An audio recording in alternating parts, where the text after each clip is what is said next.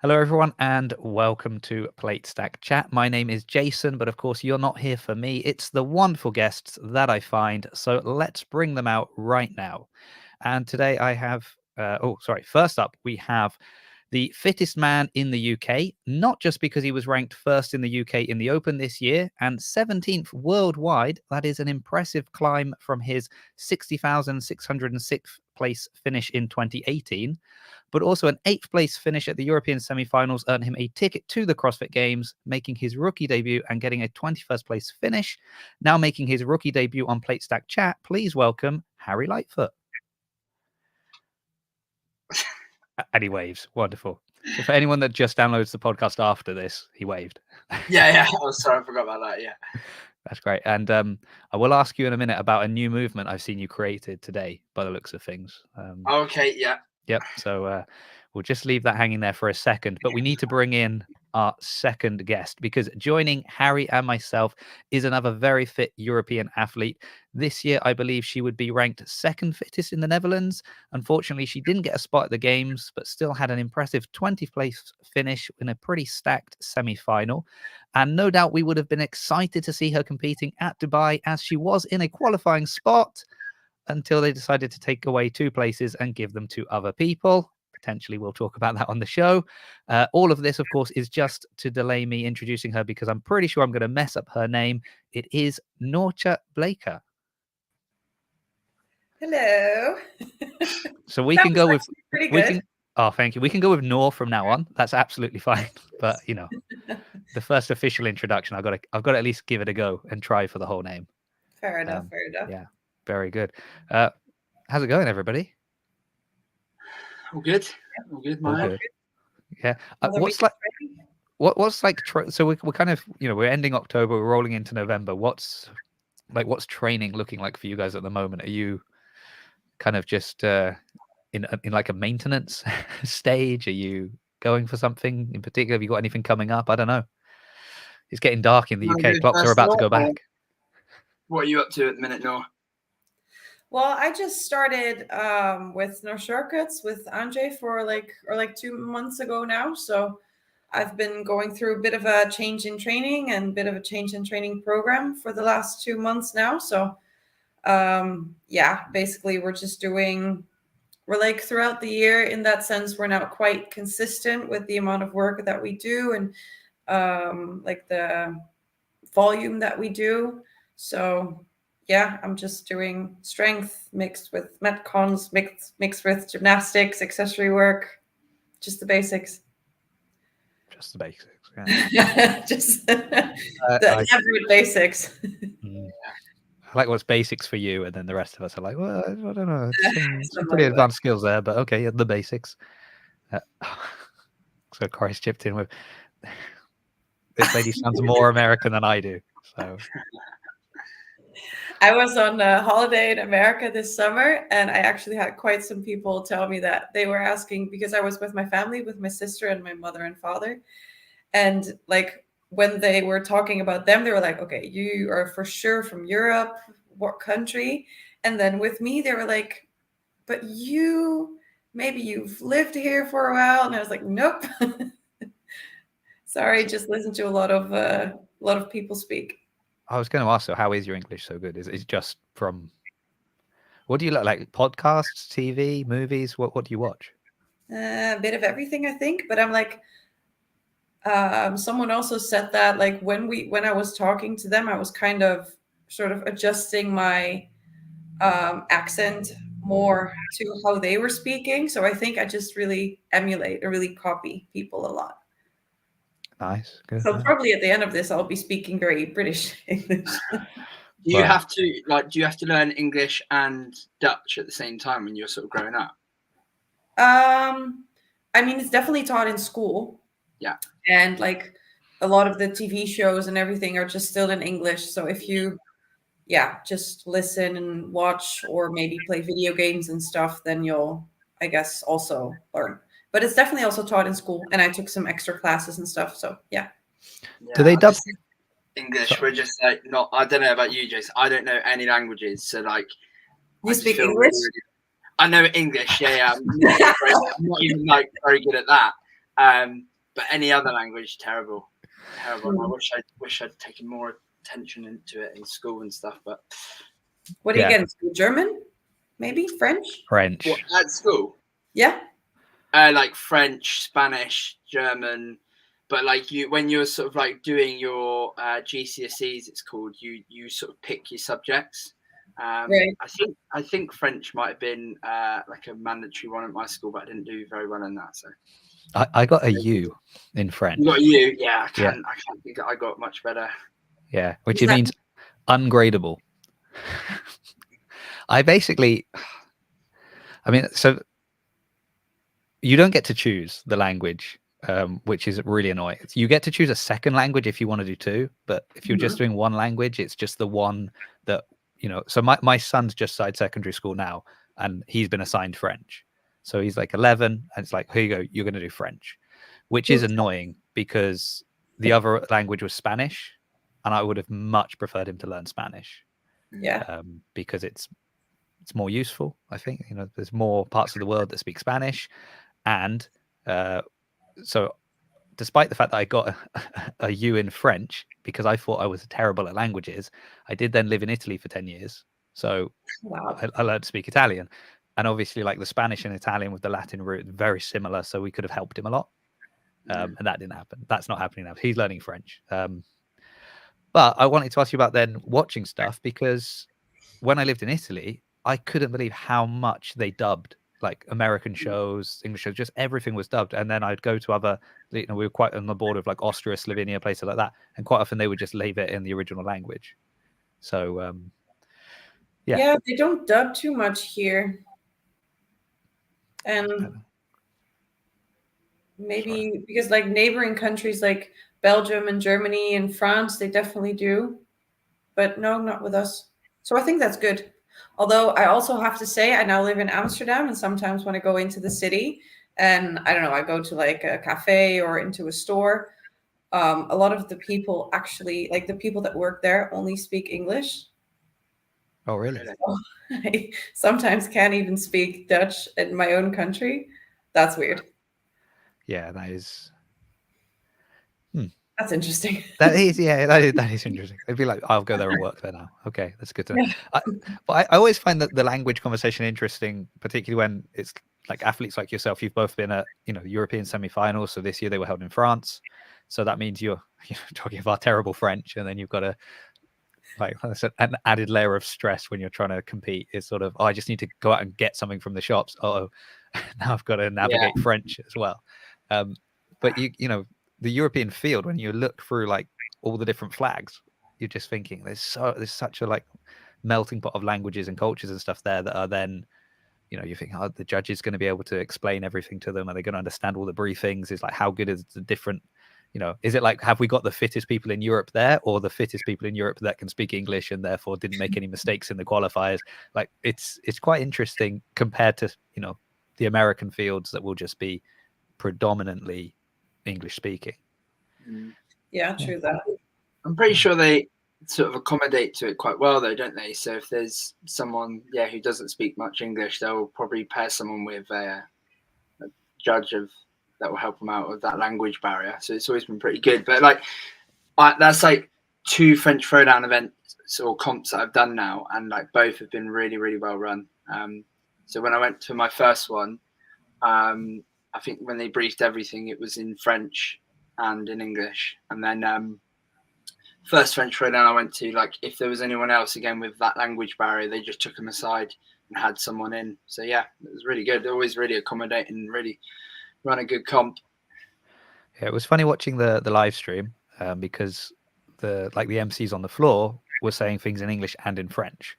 Because you would assume that that a lot of the spectators is, it's going to be tipped probably in favor to more French spectators, just because it's easy for them to get there compared to other people. And yet people are really going off in the live stream. Oh, why do they keep speaking French? Oh, what's it? Like, well, they're in France, guys. Let them speak French. Yeah, especially when you had Claudia and Victor going on the floor, and when they obviously they both made it to the game, so they were like, the crowd was going crazy, wasn't it? Nuts. Yeah, It really was. It was really loud. I think it's good. It'll be interesting to see. I'm interested to see, like, for Rogue being, obviously it's in Scotland, so you'll get a lot of the English and Scottish, and that will be going there. But it's also so much more convenient for the rest of Europe as well to get there compared to going to Texas. So it'll be interesting to see kind of what sort of melting pot of people we get there. For anyone that like can't quite make the trip over to America for the games, like this is the closest the games will be to them. So I reckon the atmosphere will be nuts. It'll be crazy. Yeah. Oh, so hold on. I'm going to have to address comments because I've been flying in. I've not been ignoring them, but I find YouTube very interesting. So it's just a compliment, probably an insult to some of my other guests. But let's see. What have we got? Got some very serious questions. Which of Harry's feet weighs more since he has one light foot? Right one's a little bit heavier than the other. Yeah. Wad Zombie's here in an American pick. Oh, Wad Zombie. Hold on. Did we get a Harry Lightfoot card in the end? I don't know. I didn't know. Yeah, I can't remember. And follow-up question, Wad Zombie. And we've been talking about Rogue. I hope he's still listening. Are you going to get any cards out somehow, like over to Rising Tide or to me before Rogue, so I can have them there? Just a question. And also, let's get our Harry Lightfoot rookie card. That would be really good. That would probably be the easiest one for me to get signed. Will you be at Rogue, either of you two? No. No, I'm not going to be there. No. So Jake's question of, does Harry have his accommodation sorted for Rogue yet? Doesn't matter. No. Okay, Jake. I'm staying here. Yeah. That's because when you said it's for those that couldn't make it to the games, this is like the best you're going to ever get. Like the closest you'll get to going to the games is going to Rogue, and you're just saying that. But of course, some of us, we did make it to the games. No, that's not what I meant. That's not what I meant. Oh. That was Harry Lightfoot. Good. I took a break, but I'll try. Feel bad now. Sorry, Nick. I shouldn't have called you out like that. But if you can get me some cards before Rogue, I'd really appreciate that. It's one of these from the show. Beautiful cards like this. Imagine a Harry Lightfoot one. That'd be very good. Okay, let me just see if I missed anything else. Jeffrey Birchfield, nice to see you here as well. There's a lot of talk about French, Spanish, and different languages. Okay, let's talk about Dubai for a second. Just because. Sore spot. So. Yeah, let's fight. No. So Dubai. That's what you said before we went live. You said that you wanted to get into a fight about this, so let's break it out. Let's break it out. Let's put it out. Yeah. So you said, how dare they take away my. So they announced that it was going to be online only, right? That was so which is kind of. It's like an extra. It's almost like an unnecessary. And sometimes you're like, maybe just don't say it. You don't always need to give extra details. Could have just said, "There's an online qualifier here. Have a go." But then we're like, "It's online only this year." Oh, okay. And then you've given it's going to be the top 30. Great. So now we know what we're looking for. Like all the parameters are set. Brilliant. And you were in that 30th place, right? I think you were not 20. Yeah, you were 30th. Yeah. Okay. 30. Yeah, and then because as you said, they said that it was going to be 30 spots. So that's, I guess, what everyone was just thinking it was going to be. But then when the competition corner leaderboard was live, I counted the spots because they had the cut line. Right. So I counted the spots until the cut line. I was like, or my counting is really off, or it looks like there's 28 spots. But I was like, okay, I don't know. Maybe it's a mistake or my counting's off or whatever. They said 30 spots, so I'm sure it's going to be 30 spots. Yeah, and then obviously did the qualifier, blah, blah, blah. And then up until the closing I thought maybe they were going to adjust it in the meantime. It's going to be fine. They noticed the mistake, whatever.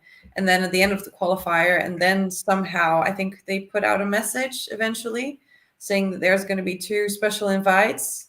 And I was like, that's why. So yeah, that kind of puts me out again, which is a little bit sore again because in like not last year, because last year was invites, and then the year before that they also had qualifiers, but then it was 20 spots, and then I was in 21st place. This is just not your competition, is it? This Yeah. is... So have you done it before? No. yeah, last year they had invites, and then I was, I think, also backfilled invited. So this is starting to become the backfill competition. What did you think of the event last year? What did I think of the event? Programming was very leg and very lower body dominant and a high volume. And then like they had a couple of events, like overall it's like a really good competition, and like it's really nice for once to have, and obviously it's because like they have the money and the space and the time there, but it's like nice to have just a competition for just the two elite, and like maybe bring the teams back again, but just really have it focused on those athletes instead of having like a really intricate schedule with all the different heats, all the different categories, making it, I don't know, I think also a bit more like easier to follow for the fans, because you're just going to have 1 or 2 heats for the men, 1 or 2 heats for the women, maybe the teams if they ever bring it back. But it's just, I don't know, it's just, I think a nice athlete highlight. Yeah. I guess that, as you said, they've got the money to do it, because often, like even with some of, you know, previous semi-finals or sanctionals or things like we had like that, you would have them still running like a community competition at the same time, and that's just because they need to cover the costs, and that's one of the ways that they're going to get money is, you know, that's another online qualifier, that's another group of team registrations, so that's some income we can bring in, and then we can afford to put on, you know, this show for the elites. Whereas if you've just got the elite athletes, that's going to then be hard to kind of, you know, and I mean, especially if you're inviting people as well and they're not even doing qualifiers, some of them, that's cutting down another revenue stream. So they're just sort of, you know, relying on sponsorship and things like that at this point, and what they're going to get through their streams and stuff. So it is, I think you're right, it's nice to be able to do that, like highlight one group, but there's going to be few that can kind of pull it off. And no, of course, like financially, said, like, it makes perfect sense for how all the events are done, and like both are nice because it's also nice to share the floor with different categories, and also that like the team or the duo competitions are super fun. But yeah, it's I guess it's a nice change of scenery for to have some different types of competitions throughout the year. Where did you finish last year? 8th or 9th. I was in pretty good for like a third or fourth spot after day 2, but then we started the Sunday with like this really Dubai specific chipper with like the A jumps and the what's it called again, where you have to bring like the dumbbell behind your head and then do like a sit up with it. Well, like a what's that movement called again? They have like 2 movements that are like super typical for the guys. Like I know the A jump one, that's like a kind of that squat like onto that platform thing, is it like the and then is it like a skull crusher sit up type thing? Like, sort of, yeah. Okay. So it was like a grueling chipper workout with those 2, with devil's press and with ski and with something else, and that just knocked me down. So that's where I lost a lot of points. But it was a nice competition. Yeah. So the reason I ask is because one of the sort of you've got to read the comments, right? Whenever something gets posted, you've got to go and start reading through the comments, see what people are saying.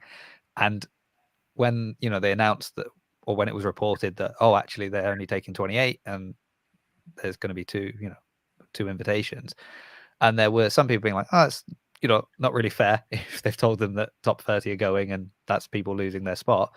And then the instant sort of, well, if they qualified, you know, 29th and 30th, then they probably weren't going to affect the podium kind of thing. And it's like, that's not really the point. That's rubbish. No. And Because especially the set of tests that you had there for those qualifiers for Dubai this year weren't well-rounded enough. How much squatting and pressing did you like? You had what did you have? Did you have a 4-rep max shoulder to overhead? Then you had like shoulder to overhead in another workout with wall balls, and it was just like Yele Hoster got like scarred so much in that thruster workout, and I was just like, I don't know. Yeah, anyway, sorry, that was my verdict. I'm like, there's not really fair set of tests right there in front, but no, I was a little bit joking about it because like at last year's event, we had very like squat dominant things, very leg dominant event. And then now it almost looked like we had a very upper body dominant qualifier. Yeah, but true. Like in every workout, there was like some shoulder to overhead happening. We had the wall balls, we had the thrusters, and we had the 5RM shoulder to overhead. So yeah. Terrible programming.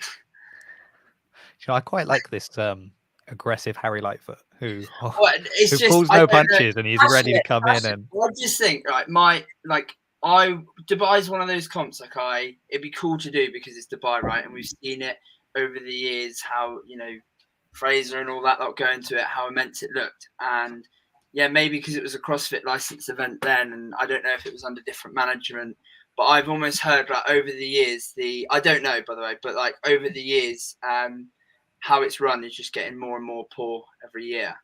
And it just doesn't. And when I see those set of tests that coming out, it just doesn't really interest me. It is something I'd like to tick off one day, but well, you better hope they don't start doing invitations again, because I'm pretty sure we're now on the list of we are not inviting Harry Lightfoot. Yeah. After saying that, let's hope they don't see this. But hey, hold on. No, let's hope they see this. Come on. Well, no, sorry. Yeah, let's hope this is for you, but maybe they skip this part.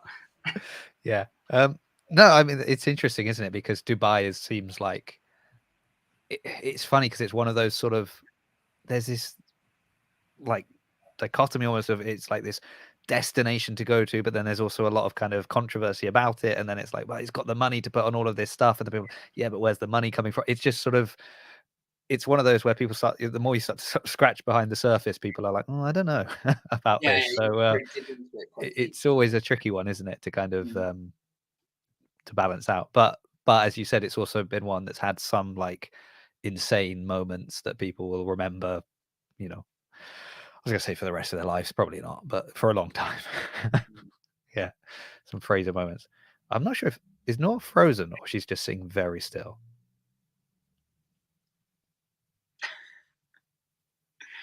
If she's sitting still, she's paying close attention. Yeah. That is impressive. Well, we'll see if she. Do you know? I might remove her for a second. If she starts moving again, I'll add her back. I feel bad. Maybe she really wasn't happy about what we said about Dubai. She just maybe she got a phone call from Dubai being like, if you guys, if you stop them talking right now, we'll make it 30 again. Harry, I kind of want to ask you. Oh, hold on. This is also the one that was coming to my mind. I remember acid bath, not because they did it in Dubai. Credit to the Bros for that. Yeah. To be honest, acid bath was probably the one that also popped into my head, just sort of seeing them on the floor dying in pain and mashed up afterwards. Yeah. How was the games? It's a really loaded question. So I know, and I think what's so great is like I've got like such a good support, like fans, like anyone like messaging, like because they're just so excited for me to hear what it was like, and my like reply to everyone has been like like really good, like considering, and I almost feel guilty for not bringing up what happened. And that is like the forefront because it really did change it. It changed the narrative for everyone. It was a very odd place to be at times. Like when it happened, you were like, I just can't. It didn't feel real. And then, just through the weekend, it built up. and you had your moments of some highs, and then you were like reminded quite quickly what was going on, and stuff didn't feel right. So it was all over the place. Yeah, I definitely felt like very hard for people like yourself, like those that were making their rookie debut, those that had finally, achieved this goal after kind of chasing it for some time, and and also how hard, like, Europe was a stacked field, like qualifying through that. I mean, especially you coming from England, like that in itself was like, finally, someone's breaking through, some representation of the games. This is brilliant. Yeah. And then obviously, like, the whole thing is just tainted. And then I always think that kind of for you guys, it's sort of, if you do well in an event and you feel good about yourself, you almost start to feel bad about feeling good about yourself. Yeah. Nor's back. Hey. I don't know what happened. Yeah, we had a theory that maybe Dubai had reached out and were trying to somehow stop us talking about them. Thought you were pissed off. You were just there. Like that. Well, okay, something we said. Yeah. Sorry, I'm back. Oh, hold on. Let's just. So Triathlon has just thrown up a really interesting question. Yeah, I saw that. Yeah, okay. Very quickly then, we'll just finish with. So Harry, I was going to say, I hadn't. Yeah, I think you're the first games athlete to come on that was at that games since the games. Okay, if that makes sense. So, I spoke to Yele before, I spoke to Dallin before, all of these ones before going, and there was like, it was so, they were very light, fun, silly conversations. And I was very hesitant to invite people back on. I wanted to give plenty of space between kind of getting people back on, because I still want it to be like quite fun, nice, light conversations, and it just doesn't feel, you kind of have to talk about that, and that's going to be hard. I should have James Sprague on next week. So, if you want to talk about feeling bad about feeling good, that's got to be one of the most interesting positions to be in. So, hey, come back for that next week, everybody. But anyway, we'll come back to how amazing it was getting to see you at the games. Triathlon.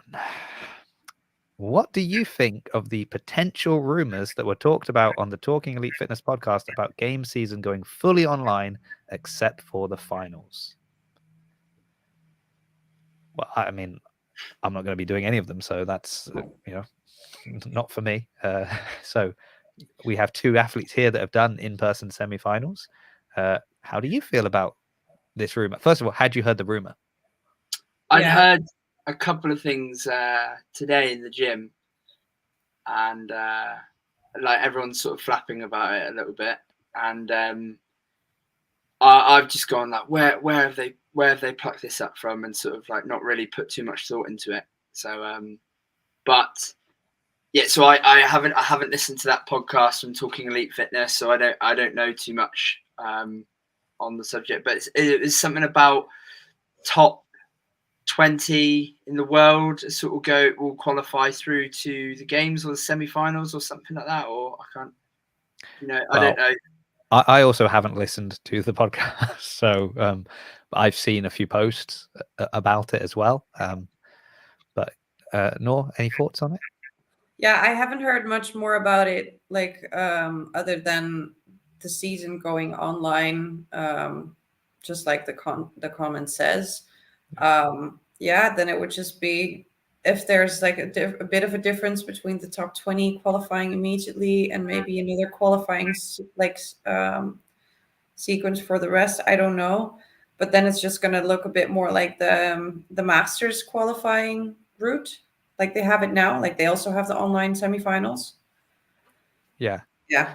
So what I would say is rumors are always interesting, because I think it was at the games. I remember a video now. So they were like at the CrossFit Games. They just finished, and Arm & Hammer was talking about a rumor that the regionals were going away, and that they were going to be replaced with sanctionals. They weren't called sanctionals, but it was like regionals are going to go away, and there's going to be all these different events throughout the year that you can go to and win a ticket to the games. And people were like, impossible. Like, no, we've just had this amazing game. Impossible. That's never going to happen. And then that happened. So sometimes the rumors are there's some truth there. I mean, it might happen. It's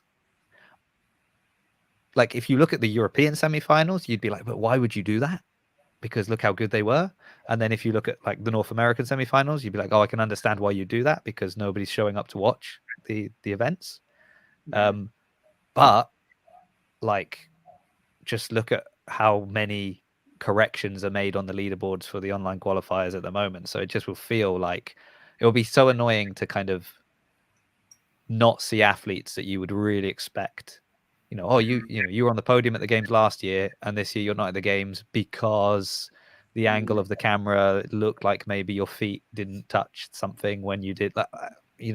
That would be kind of disappointing to lose athletes that way, I guess. So and does that mean that they're almost like limited on what they can program? Because like with the step ups thing, like being dubious about the hip extension, like you probably won't see that again. But like, does that mean we're limited to what they're going to put in for an online qualifier? I don't know. And you'd hope that they'd get a little bit more serious with the reviews of the videos, but there's going to be so many to go through. So that's going to be impossible. And also, like, regardless of if people are actually going to come to the events, but like watching the online footage from a live event is so much more fun than just, I don't know, looking at a leaderboard and knowing that people did the workouts in their own gym. There's just going to be so many other variables affecting performances for online qualifiers or online competitions compared to when you're all at the same time, all at the same place, same workouts, same time in between events.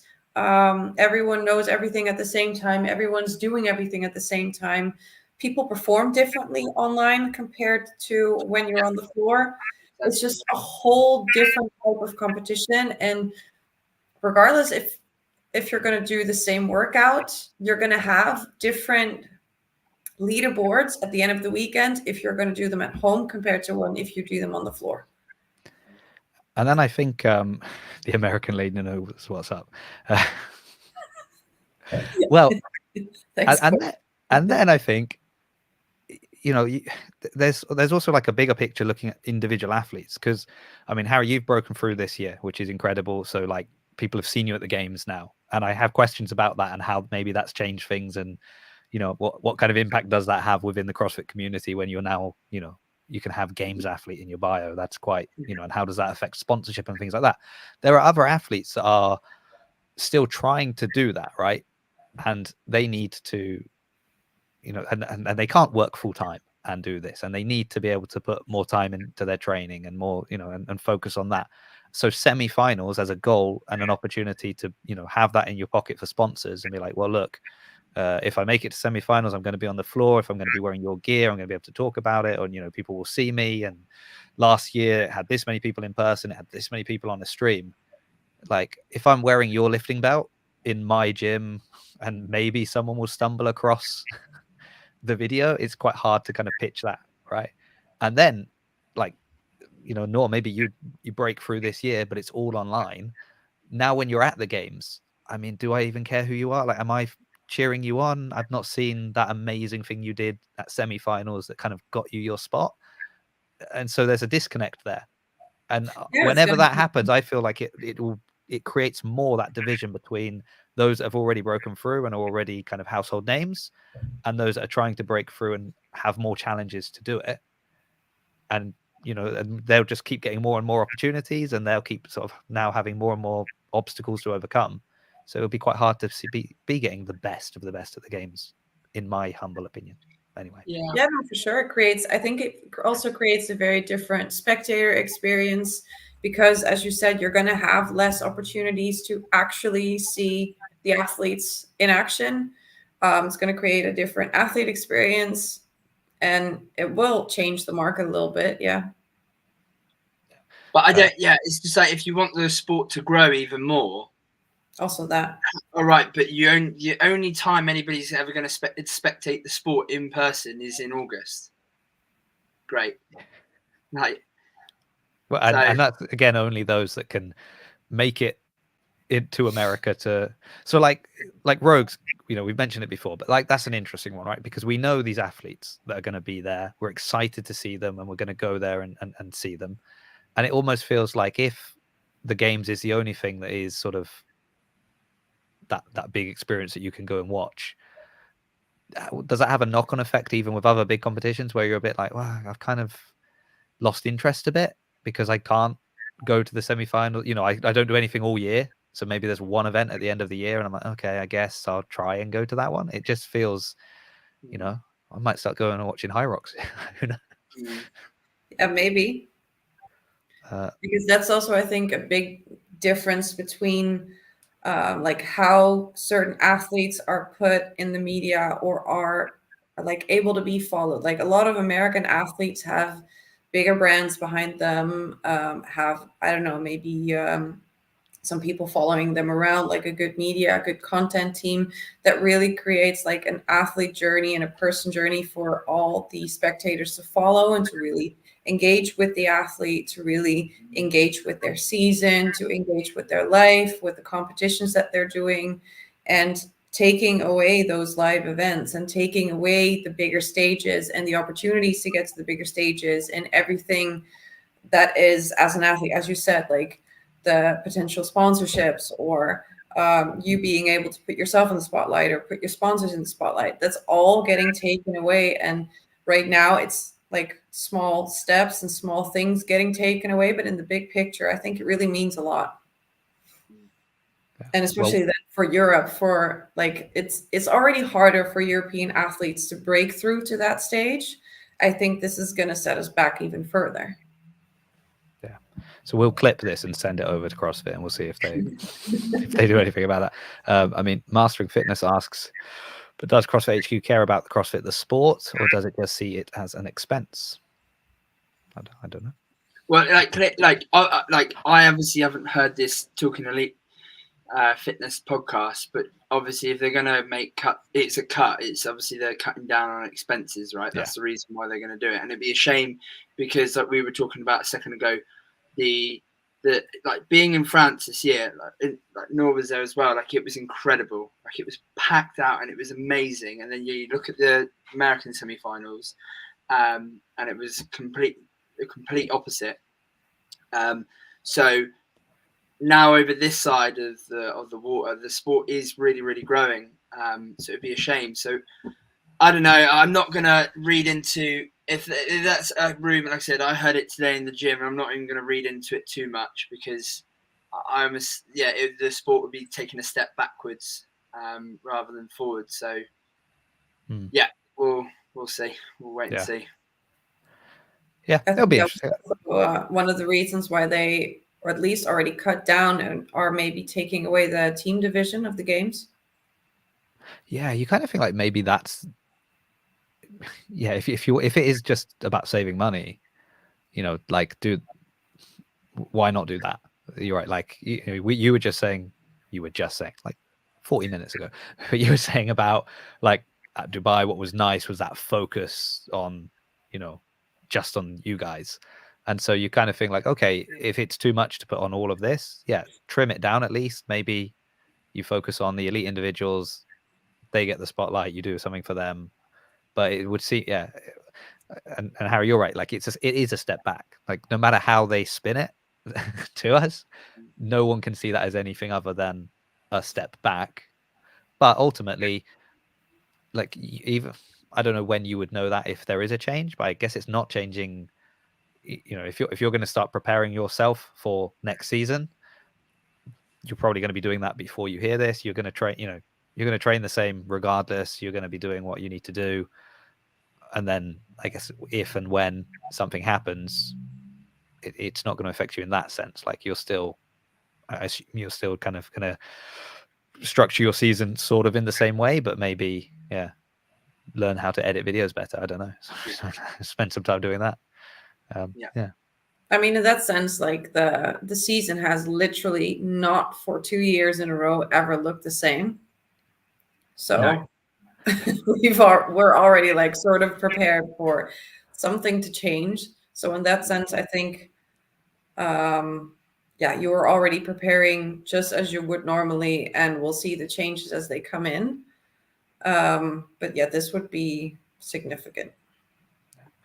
So putting the games aside, what else? What's your focus on for the rest of you? Because I mean, if you've made, again, Harry, you've made it to the game, so that shows that you've been extremely dedicated to this pursuit for some time.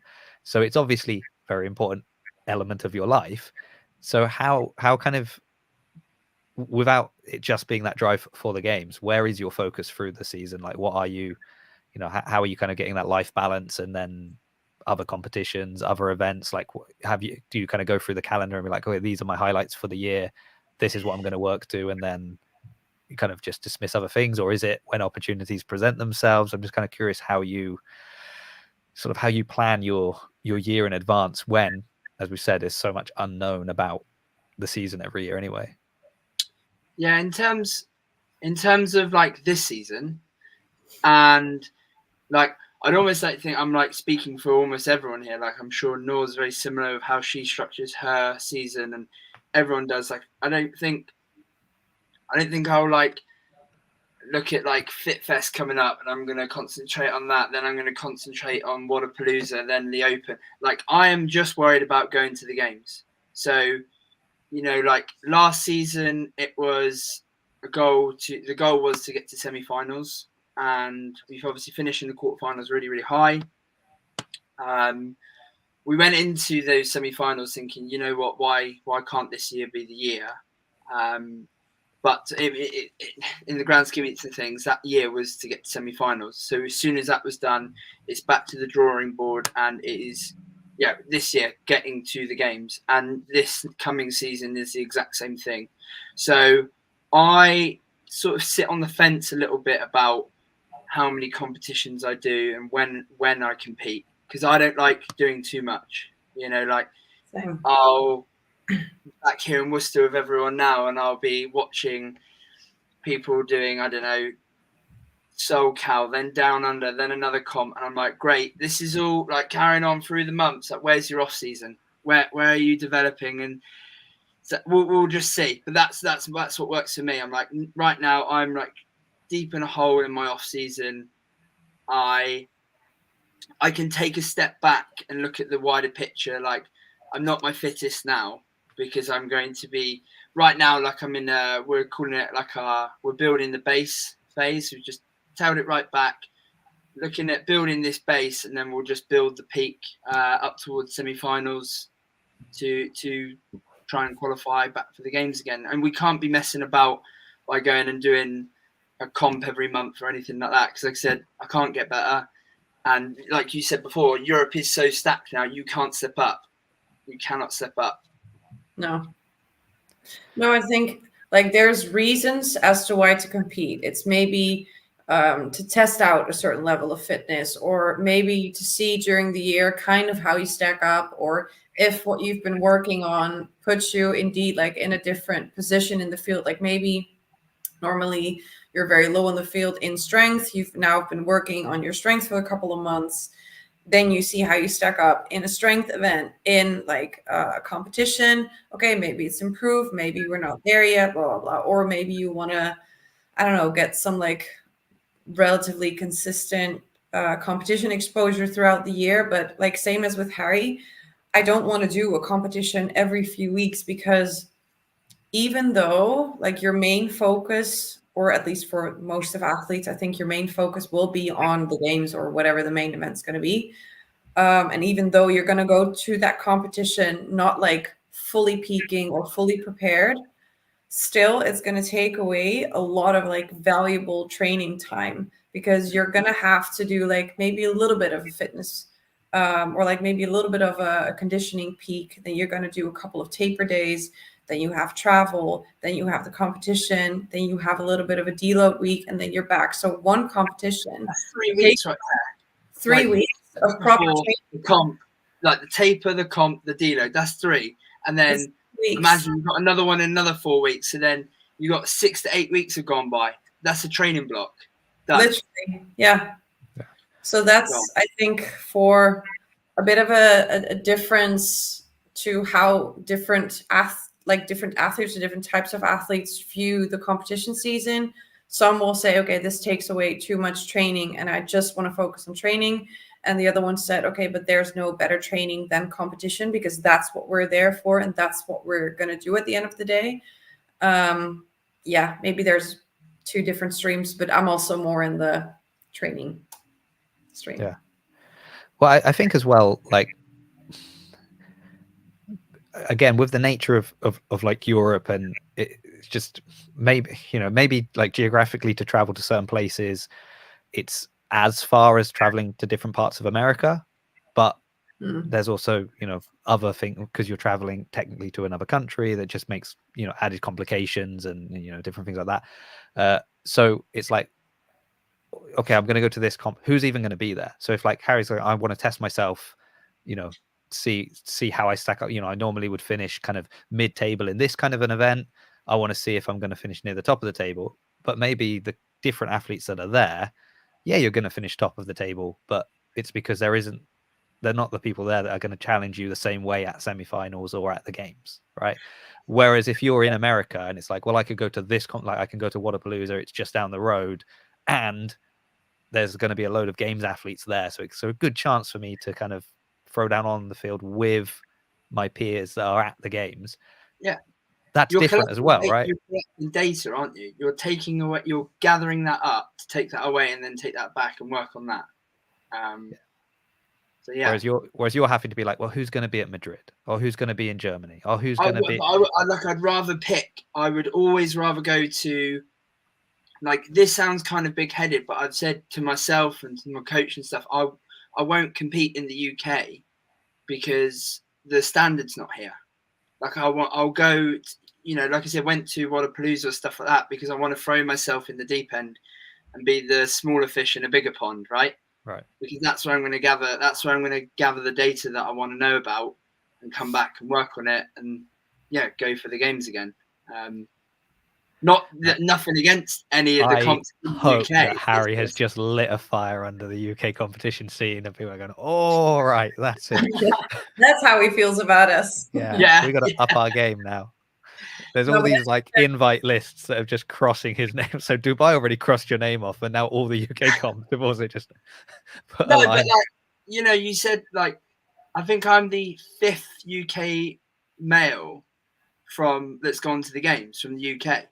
How many males from America have been then? Yeah, way more than 5. You know what I mean? And that's the more standard. Than 5 this year. Yeah, and we're talking about how stacked the European field was. Like, the first time I went to French Throwdown was, again, I remember there was like Luka Djukic, Jelle Hoster, Adrian Munweiler, like, just to list a few. And I was like, wow, I've never gone up against these guys. They're not coming to battle for middle ground, are they? I was waiting to see which comps he's going to pull out. I just thinking about, like, yeah. Like, there's nothing against any of the comps in the UK at all. It's it's just No, I would say the comps in the UK serve a different purpose, don't they? They are, they're less kind of your athletes that are expecting to make it to the games. Maybe it's some semi-final athletes, that's their goal, right? And then it's a lot of just very fit individuals, within the general population, but not, obviously not. Well, I mean, if they're going to the games, they'll be at the games, won't they? I don't know. Who am I to talk? I don't compete. So comment, don't ever diss Battle for Middle Ground. I'd never diss. Never. No, but as you said, I think it kind of aligns with like the general principle of like, if you're the smartest person in the room, you're in the wrong room. Yeah. And that kind of also goes for this. Like, if you want to go to a competition, you want to be challenged and you want to have that competition feeling and you want that learning opportunity. Because like I think in a lot of team sports, they also say, like, if you're like ranked to the top and you're playing like more of a bottom level team, you're sort of also gonna like adjust maybe your alertness, or maybe like how much effort you're going to put into it, or your sort of almost like your level of playing your level of sports to the team that you're playing against. So you're going to up your level if you have like a big opponent to play against. And I think that's a bit the same for us. Like, you need that extra push that you don't have at home to really excel at the competition and really see if you can use that to excel in the competition. So that's what you need. Like, you need to be the smaller fish in the bigger pond. That's kind of the idea what you're looking for. Yeah, because I guess I've never really thought about it, but I suppose you get into that if you only need to go faster than the person in second place, right? That's how you win. Yeah, so maybe if you get comfortable in being like, okay, I get to this, I'm ahead, and I can just kind of hit cruising speed, and that's going to get me through. What happens when you need to dig down and push? If you're never pushing in competitions, you're always cruising. Yeah. That's why my like mantra is training scared. It's just like constant, just giving yourself enough gratitude, but like not like you never know. Like, yeah, you've done well in an event, like great. I wonder where that event would have stacked if it was at semi-finals, So training scared, just never being too complacent, or don't get complacent with anything. Well, I remember talking with Adrian Bosman about like coming up to the Open, and we were talking about kind of training in classes, and like this was more general population, people that were just going to be doing the Open, but it was the idea of like you shouldn't be making the training easier. So like that, 2 heads of the dumbbell need to hit the floor. Like why in your training is 1 head of the dumbbell fine? Like, don't make it easier standard when you're training, and then in the Open you've got to go harder. Make it harder when you're training, and then the Open will be easier. Like, that's sort of the idea, and it's, I guess, a similar thing, right? Train hard, fight easy. Kringle comes from a country of 84,000 people. Yeah. Was that good that you got to go with Amy? Yeah, it's good fun. Ames is a good laugh, and obviously she's obviously out in Australia at the moment, but when she's home, we train together every day. We see each other every day. So we were living together for like a month, and we're very chalk and cheese. Her and I, like, I can be quite serious and take things very seriously and talking about standards and everything like that. And Ames, on the other hand, will be so chilled out, so relaxed about everything, and it works well. We do rub off on each other quite well, so it is a really good partnership there. Yeah, I mean, it looks like she's having an amazing season this year with getting to the games, and then you're like, oh, she's in Australia at the moment. Yeah, she's in Australia. She's just done incredibly well in Australia. So didn't she? Yeah, she's done really good. She was excited to get back to that one because she did it last year as well, and I don't think she podiumed last year, so she wanted to go back and do that again. She was excited for that. Yeah, well, if she wanted to podium, she definitely did that. So Corey's telling people to like and subscribe. Oh, that's nice. If you're watching Amy, like the video, please do that. And Harry, if you want to extend that invitation to the show to Amy when she's back, feel free to do that. Absolutely. That would be good. So I know you, so considering you have a very, very light competition schedule coming up because you refuse to compete unless you're being pushed, is there anything coming up that we should be looking out for? Like, are we going to see Harry Lightfoot or Noor like popping up anywhere in the next couple of months? I guess let's give it 6 months, maybe 6 to 8 months, or are they secrets?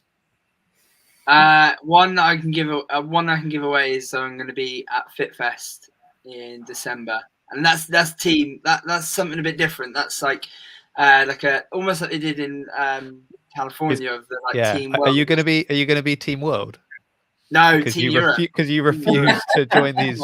Europe athletes. Yeah, exactly. So yeah, I'll be doing that in December. I like that you say you can give that away. I don't think that's been announced yet, has it? I think it has just before the games, and then it was then got taken away, and then they've been re-announcing things. Yeah. I think it all went a bit quiet. Yeah, so I think it did come out, but if it hasn't, then I have just given it away. That's fine. Nice. Well, it's fine because I was speaking to Gavin yesterday, and I said I'm gonna as I've been getting athletes on before going to Rogue to try and talk to some of them, I'll make sure I do the same with FitFest. So here you are. So that's fine. I'll see you there then. That'll be good. That'd be cool, wouldn't it? That'd be good. Yeah. So good. I'll take one interview that I can grab when I'm there. That's good. So oh, that's nice. I mean, but you're right. That's an exhibition. Like it's last year was really interesting as well. So it's very different. Yeah. It's I mean, I remember last year there were a couple of things that even got changed like last minute within workouts because athletes were just like, this is, we're not doing this at this point in the season, so can we make some adjustments? Didn't Ariel Lowen like fall off a pull-up bar, and then they changed the work? There was like pullovers or something, and in the warm-up area she fell off a pull-up bar, so they just got rid of the pullovers in the workout. Oh, maybe. I know they got rid of the ramps in the handstands because there was something wrong with the ramps, and so they ended up having to like walk backwards on their hands. Okay. So yeah, interesting. But I'll pay more attention this time. I get all the behind the scenes scoops, and and then we'll have a debrief afterwards. Okay, that's good. So that's when you can announce, and then are there some secret ones coming up that we should just kind of be following your Instagram to look for these announcements? There might be some secret ones coming up, so you can keep following. Nor your secret, or you can share anything you got planned. I can share the Pixel games for sure. I am going to Pamplona in, I think it's the first weekend of February. Yeah, that's going to be fun. I think there's a lot of like most Pixel athletes are coming as well, and then there was a qualifier that I think finished just now. But I think that's going to be nice. Did you have to do that? You didn't have to do the qualifier. You got invited. Yeah, we got invited. Here you go. Finally, Finally, a first invite. Jake's Harry's doing battle for middle ground. Giving it away now. Yeah, Hornsey will call you and be like, right. Yeah, I know. Yeah, I'm worried he'll message me now. Yeah, I don't know. I was going to say I don't think he listens to the show. He's been on the show, but I don't know if he listens to the show. That's fine. Okay, that's exciting. We didn't mention your. So no, I don't know if you've seen Harry's Instagram today, but he's created a new movement that we could see showing up in the 2025 season. Do I need to be scared? Was it the double bag, double under? I think. If you're not already doing it, then you're behind. Yeah. So I think everyone should go check out Harry's Instagram. It's just Harry Lightfoot _ That's what we've got written there. And you can see this new. I feel like you just don't want to have to do crossovers or triple unders. So you're like, here's a different way we can make jumping a rope harder. So I made like the double under part just so the video is so short. Just I kept tripping with those bags on my back. Okay, Nora's just found it. There you go. There was just like spoons and everything just flying out the bag whilst I was doing that. What was in the bag? Just your lunch. One of them was my bag, and then one of them was one of the coaches, Adam, and it just had like his breakfast stuff. So, like I said, spoons and everything were just flying out of the bag. This is great. Yeah, I'm not sure if I'm going to practice this. No. There you go. Like I say, you haven't already been doing that? I'm behind. There you go. Get Andre on that. Tell you what, if you'd maybe been doing that, you could have been sitting in 27th, and you'd be heading to Dubai right now. There you go. Yeah. I'll send it to Andre. I'll see what he says. Yeah. Harry Lightfoot changing the game in so many ways. It has been an absolute pleasure having you both on. We've never spoken before, Harry, so I was really like unsure, of what to expect from a conversation with you, which was I didn't know you were going to just burn every bridge within the CrossFit world. So I love it. He's not welcome anywhere anymore. What's that? Sorry? You're not welcome anywhere anymore. No, is that the impression I've had? Yeah. Is that the impression I've had? Yeah. This show, everything, just not welcome anymore. Oh, you're welcome on this show. This is come back every week. That's absolutely fine. Yeah. No. You're training at Blueprint, right? Yeah, at Blueprint. Yeah. Yeah. I have to get down there. I have to come on down. Come on. Yeah, come on up. Was it like just Where over an hour? Yeah. It's not far. It's in Worcester, so probably about 2 hours from London, or like an hour from Birmingham. Yeah. Oh, right. Let me pull it up right now. Yeah. Open invite. Both of you come on down. That would be nice. Be cool. Let me put it on Google Maps. I think it might even be 3 hours. Let me see. Blueprint. It is just Blueprint Blueprint training, that would be on Google Maps. training. Yeah. Where Lane? That's the one, yeah. Oh, it's an hour and a half, mate. There you go. That's not too bad. That's That's easy. half of the time you were expecting. That is half of the time I was Even expecting. better excuse to come. Yeah. Because I grew up in Southampton and my grandparents were in Malvern. So like as a kid, that would always be kind of the long trip up. Yeah. Obviously now I live in Bath, so it's much closer. I'm already halfway there. So yeah. There you go. Okay. Can an American call in and pronounce Worcester, please? Well, we've got Noor here. She can do it in an American accent for us. Worcestershire. No, it's like the videos with the Worcestershire sauce. Yes. Oh, Worcester. Augustus asks, would Harry call in to kill Taylor? Yeah, I actually haven't even looked in on any of those, so maybe I need to keep my eye out on those. Yeah, that could. But you also don't want to compete. Oh well, but then it's competing against people that could push. It's interesting. What but is then Kill it's competing Taylor? throughout the. Yeah, how do the Kill Taylor ones work? Do you have to? I don't know how they work. Oh, hold on. It would be a good way to test his fitness against good people. So it's like the workout gets released kind of then and there, doesn't it? And so you've got to then you go. As in you're on the floor and then they say, okay, go do Well, this. you do it from your you do it like it's like a. I mean, think of it like a call-in show, but it's like a call-in workout almost. So yeah, Interesting. yeah, you can look it up. It's on the Savan podcast like channel. Have a look at some old ones. It's all virtual. Yeah, that's a way that you could. I mean, then there's a few other like interesting formats that have come out recently. Like there's like the reps ahead one. I mean, we had one zombie on earlier. He was doing the Fit Wars for a little while. That was just basically a head-to-head, two athletes, go against each other kind of workout type thing. So, does Harry think he could be Gabby Megale in a workout? I think it means beat. I can be Gabby. I don't mind.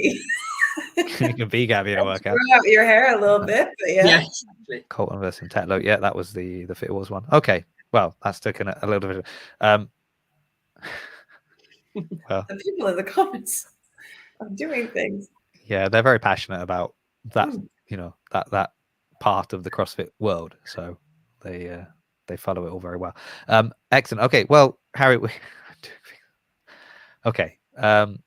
Harry, we'll be in touch. I will come up to Worcester. You have to let me know if you've got like if you're going to do like a day of training or something, and I can come and spectate because there's no way I'm throwing down with you. So I can pick up your weight plates for you and like put them away, just tidy up the gym behind you. You could win $500 in 10 minutes though. Easy money. I'll have a little look into it. Have a little look. That's tempting. He's like, I don't compete for, I've got to focus on the games. But $500 is $500. So you should try it tomorrow. Okay. So let's see, everybody. I know. Everyone's be looking up for it now. I've kind of put it out there. Yeah. Well, I mean, you've got to find somewhere to compete after your name's been scrubbed off of Dubai and all the UK competitions. True. So. Yeah. True. Yeah. I'll just move out to America. Would you do that? Would I? Probably not. No. Don't know. No. Yeah. I like it here in Worcester at AOD. Yeah. Somebody did ask much earlier up in the chat. They were like, "Oh, you should come to America for a year," something like that. But it's interesting. A lot of athletes moved away. They moved places thinking like, I'll be here and this environment is going to help me and I'm going to do so much better. And then quite often we see them moving back home and being like, you know what? It was all the stuff outside of the gym and just being like close to friends and family and things like that actually helped me more than being at like, an incredible training environment. But yeah, so I think we've got a good environment here in Blueprint. So I haven't got any intentions at the minute. Yeah, well, Nora and I will check that when we both come over to visit. Yeah, come on over. We'll get the dates in. You should move to Vermont with HWPO.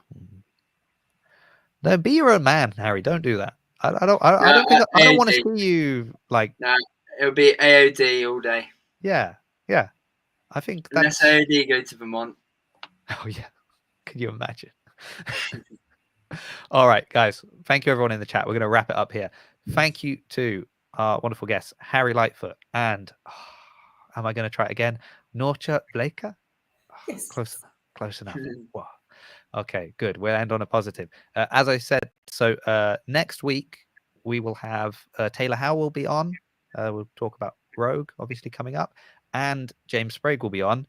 Will they be on at the same time? I'm still not sure. So that potentially is two different shows. It might be Tuesday, Thursday, or they might both be on Thursday. I don't know yet. But I guess follow my Instagram and stuff like that. That's how you'll find out.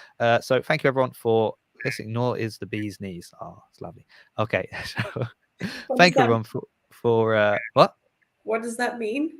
It's like the business. So you're the best. You could have taken that. You could just be like, no, you don't even want to know. Yeah, no, that is actually an incredibly offensive insult.